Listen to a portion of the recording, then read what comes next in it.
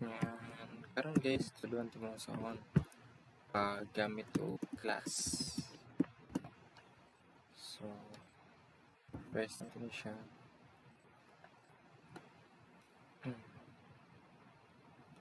Ang class is kung unsa man, for example, we have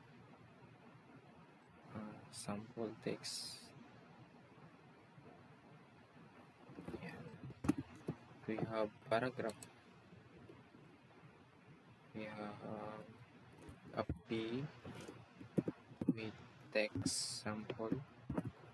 So, yan. So, paragraph is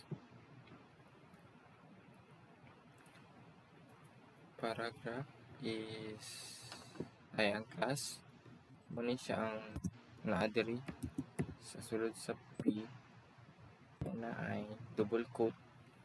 For example, this is paragraph.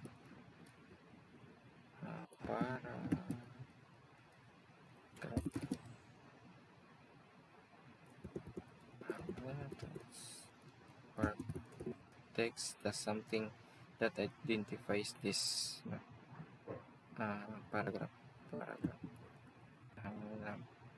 text.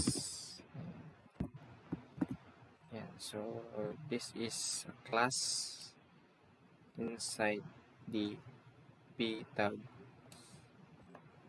So yan, or inside a div. So gara na ni dili ginagamit no, sa div class, and then class 1 sample class and sample name sa class nimo niya. Pwede po na maka butang og multiple class 2 class di siya pwede kon bulagon class 1 class 2 class 3. So ano siya,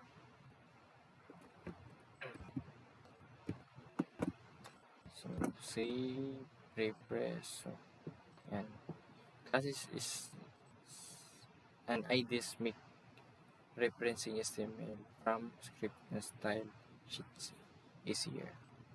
So kana,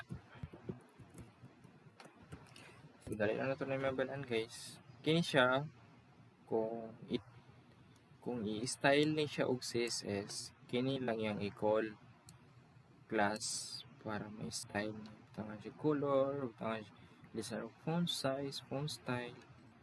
So yan.